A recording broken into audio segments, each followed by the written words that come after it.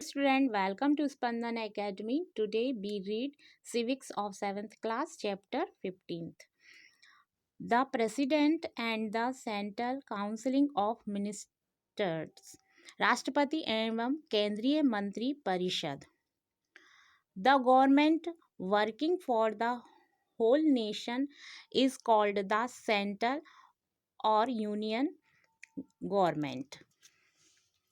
राष्ट्रपति एवं केंद्रीय मंत्री परिषद के विषय में हम इस लेसन में पढ़ेंगे। संपूर्ण देश के लिए काम करने वाली जो सरकार को केंद्रीय सरकार या संघ सरकार कहते हैं। इस लेसन में हम केंद्रीय सरकार के दूसरे अंग कार्यपालिका के बारे में जानकारी लेंगे। इसमें राष्ट्रपति, प्रधानमंत्री एवं केंद्रीय मंत्री परिषद शामिल हैं। In a parliament form of government, there are two type of executive. First executive normal, second the real executive. संसदीय शासन प्रणाली के दो प्रकार की कार्यपालिकाएं होती हैं।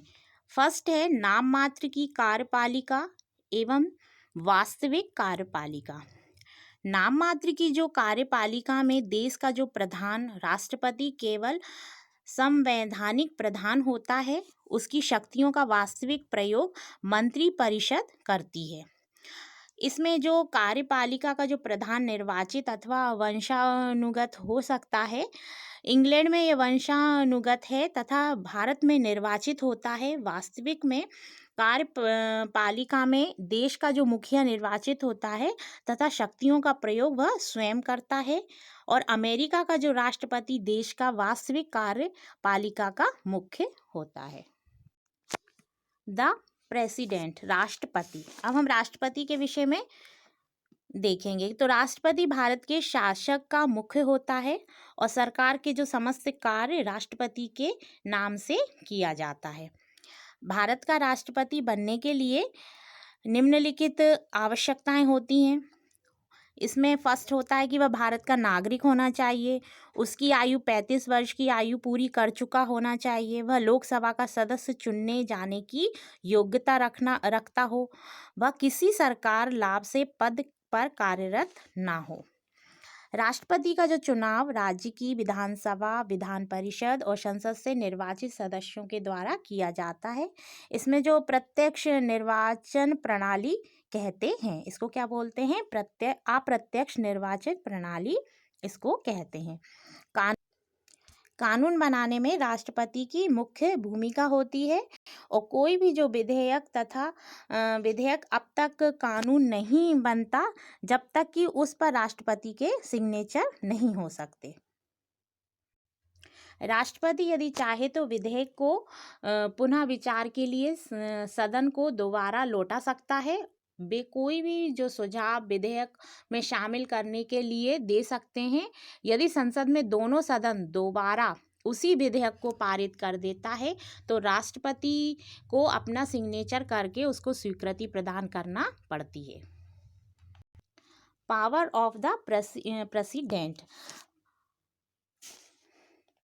the power of the president are as follows. राष्ट्रपति की जो शक्तियां होती हैं उसको क्या क्या शक्ति होती है राष्ट्रपति की? राष्ट्रपति प्रधानमंत्री की नियुक्ति करते हैं और प्रधानमंत्री के जो सुझाव पर अन्य मंत्रियों की नियुक्ति भी राष्ट्रपति कर सकते हैं। राष्ट्रपति को राज्य के राज्यपाल, सर्वोच्च न्यायालय तथा उच्च न्यायालयों के न्यायाधीशों की नियुक्ति करता है। राष्ट्रीय मानव अधिकार आयोग के अध्यक्ष व सदस्यों की नियुक्ति भी राष्ट्रपति करता है, उसके द्वारा की जाती है। जब संसद की बैठक ना हो रही हो तथा किसी विषय पर कानून बनाने की आवश्यकता पड़ जाए तो ऐसी स्थिति में राष्ट्रपति अध्यादेश जारी कर सकते हैं। इन्हें कानून के ही समान मान्यता प्राप्त होती है। राष्ट्रपति देश के मुखिया हैं अतः इन्हें क्षमादान का अधिकार भी प्राप्त होता है। न्यायालय द्वारा यदि किसी व्यक्ति को मृत्युदंड दिया गया हो तो उसे राष्ट्रपति चाहे तो माफ कर सकते हैं या मृत्युदंड को आजीवन कारावास में भी बदल सकते हैं। ये राष्ट्रपति की शक्तियां होती हैं। टर्म कार्यकाल। The term of office of the president is 5 years। राष्ट्रपति का जो कार्यकाल होता है वो कितने वर्ष का होता है? 5 वर्ष का होता है। यदि राष्ट्रपति विधानसभा का उल्लंघन करते हैं तो महाभियोग द्वारा उन्हें पद से हटाया जा सकता है। द वाइस प्रेसिडेंट, उपराष्ट्रपति। हमारे संविधान में उपराष्ट्रपति पद की व्यवस्था है। राष्ट्रपति यदि किसी कारणवश कार्य न कर रहे हों तो उपराष्ट्रपति उनके दायित्वों को संपन्न करता है। उपराष्ट्रपति राष्ट्रपति का काम कर सकता है। तो उपराष्ट्रपति चुने जाने की योग्यता राष्ट्रपति के समान ही है। इनका भी कार्यकाल कितने वर्ष का होता है? 5 वर्ष का होता है। और राष्ट्रपति का चुनाव संसद के दोनों सदनों के सदस्यों द्वारा गुप्त मतदान से किया जाता है। उपराष्ट्रपति राज्यसभा के पदेन सभापति होते हैं। वे राज्यसभा की बैठकों की अध्यक्षता करते हैं और राज्यसभा में जो प्रस्तुति किए गए विधेयकों पर चर्चा भी करते हैं। किसी विधेयक को पारित किए जाते समय मतदान में स्वयं भाग नहीं ले सकते क्योंकि वे राज्यसभा के निर्वाचित सदस्य नहीं होते हैं। The prime minister and the union council of minister, प्रधानमंत्री एवं संघीय मंत्री परिषद। हमारे संविधान में राष्ट्रपति की सहायता के लिए एक मंत्री परिषद की व्यवस्था की गई है। मंत्री परिषद का मुखिया प्रधानमंत्री होता है।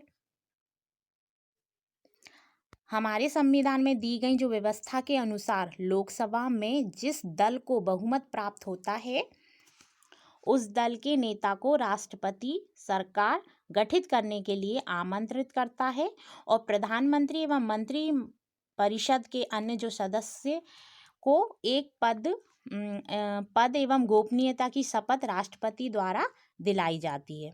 प्रधानमंत्री की सलाह से ही राष्ट्रपति मंत्री परिषद के अन्य सदस्यों को नियुक्त करता है और इससे ही संघीय मंत्री परिषद कहते हैं। इसको क्या कहते हैं? संघीय मंत्री परिषद कहते हैं। Who can become the member of the union cabinet, संघीय मंत्री परिषद का सदस्य कौन हो सकता है?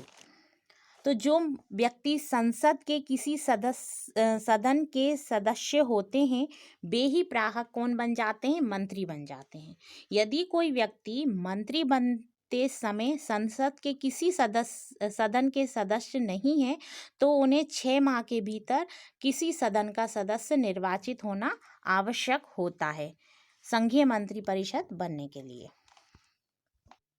The function of the prime minister and council of minister, प्रधानमंत्री एवं मंत्री परिषद के कार्य। The office of the prime minister is very important in the Indian constitution. भारतीय संविधान में प्रधानमंत्री का पद बहुत ही महत्वपूर्ण होता है क्योंकि प्रधानमंत्री मंत्री परिषद का गठन करता है और मंत्री के बीच कार्य विभाजन करता है। वह मंत्रिमंडल का प्रधान होता है और उसे त्यागपत्र देने पर मंत्रिमंडल का विघटन हो जाता है। देश के संसद द्वारा बनाए गए जो कानून एवं नीतियों को लागू करने की जिम्मेदारी प्रधानमंत्री तथा अन्य सभी मंत्री परिषद की होती है और मंत्रिमंडल देश के प्रशासन, आर्थिक सुधार, सुरक्षा एवं विदेशी राज्य से संबंध नीतियों का निर्माण करता है। मंत्री परिषद के कई विभाग मंत्रालय जैसे गृह मंत्रालय, वित्त मंत्रालय, रक्षा मंत्रालय, देश मंत्रालय आदि होते हैं। Okay student, thank you.